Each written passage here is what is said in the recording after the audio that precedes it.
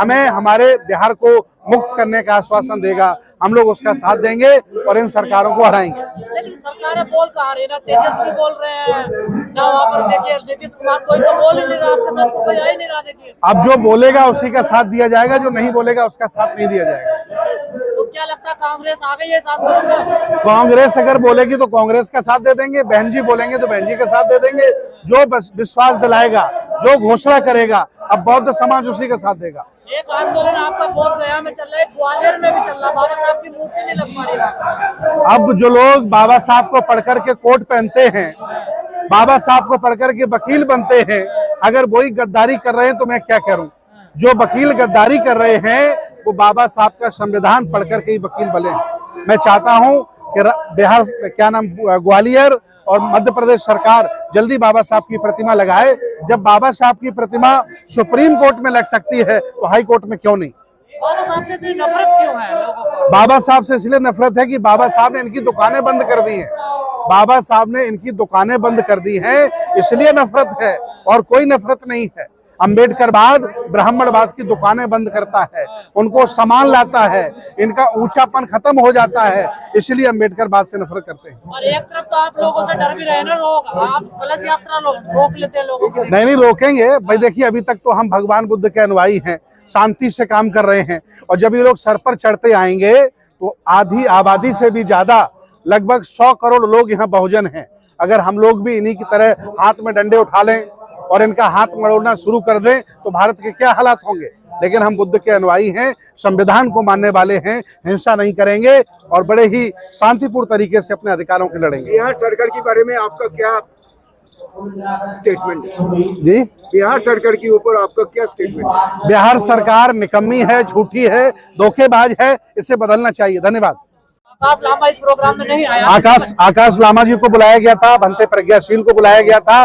जो नहीं आए इसका मतलब वो काले लोग हैं, गंदे लोग हैं, उनके चेहरे पर कालिक है। और जो अच्छे लोग हैं, ईमानदार लोग हैं, जिन्होंने कभी किसी के साथ धोखा नहीं किया, वो इस कार्यक्रम में हैं। अब हम समन्वय समिति बनाएंगे, मिलकर अकेला बोधगया ही नहीं, भारत की सभी विरासतें मुक्त कराएंगे।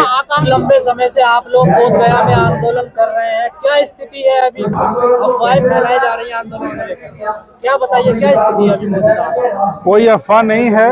एक्चुअली हम लोग प्लानिंग बनाते रहे, तब तक हमारे दुश्मनों ने गेम कर दिया है और ये प्लानिंग हम लोग समझ नहीं पाए और ये षड्यंत्र हुआ है बहुत बड़ा।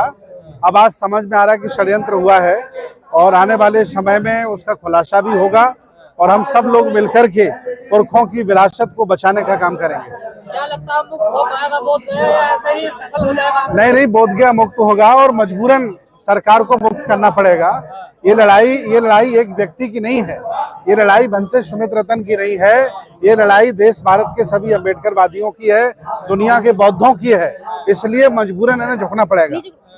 आज ये जंतर मंतर पर आप लोग इकट्ठा हुए, क्या मकसद है इसका? जंतर मंतर पर इसलिए सब लोगों को बुलाया गया है कि जो आंदोलन है अब तक व्यक्तिवादी था, एक व्यक्ति के द्वारा चलाया जा रहा था। ये मांग उठी कि एक समन्वय कमेटी बननी चाहिए, उसमें लगभग 100 बौद्ध भिक्षु रहें, 500 उपासक रहें और पूरे भारत के लोग शामिल हों। तो कल 2 दिवसीय हमारी चिंतन शिविर है अंबेडकर भवन में।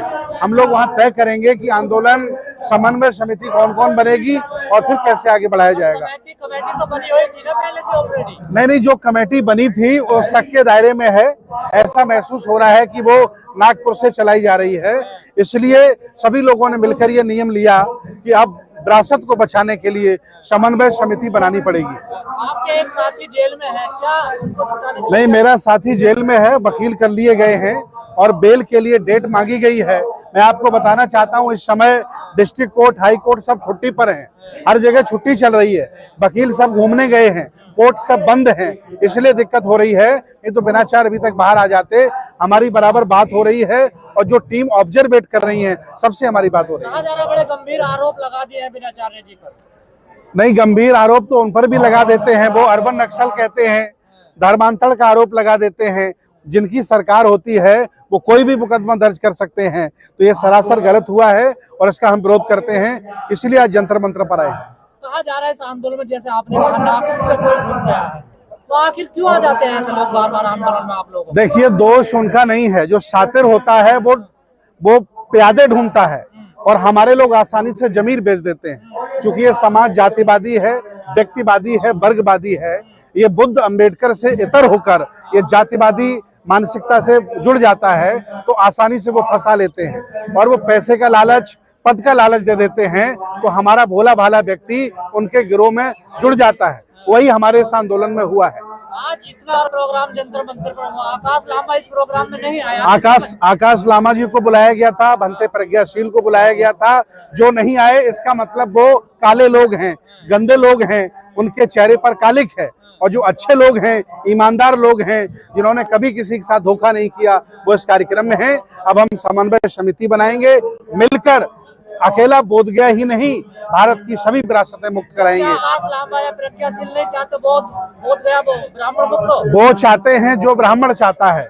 अब ब्राह्मण क्या चाहता है ये पूरा भारत जानता है। वो तो उसे एक रंग में रंगना चाहता है, वो आपको गुलाम बनाना चाहता है, आपकी नौकरी छीनना चाहता है, वो आपको बर्बाद करना चाहता है। तो उनसे हमें क्या लेना देना, ये साफ हो गया है। अगर उनका मन अच्छा होता, दिल साफ होता तो आते, वो नहीं आए। अब हम सब लोग मिलकर समन्वय समिति बनाएंगे और अपनी विरासत को अदा करेंगे। 12 मई को आप लोगों के आंखों के सामने पूजा अर्चना हो रही है, वहाँ पर देखिए राज्यपाल कर रहे हैं। तो ये सरकार ने हमारे साथ धोखा दिया है। मैं राज्यपाल से कहता हूं, अगर राज्यपाल ने अपनी माँ का सही मायने में दूध पिया है, अगर उसमें दम है तो अयोध्या जाकर के वो नमाज पढ़ के दिखाए।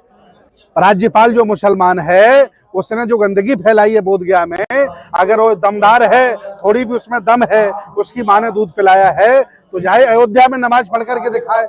उसे समझ में आ जाएगा कि किसी का अपमान क्या होता है। राज्यपाल ने और डीएम ने मिलकर के भारत के सभी बौद्धों का अपमान किया है। ऐसा पहले कभी नहीं हुआ और इसको हम लोग बर्दाश्त नहीं करेंगे। हम लोग टीम बना के बिहार जा रहे हैं। जो नेता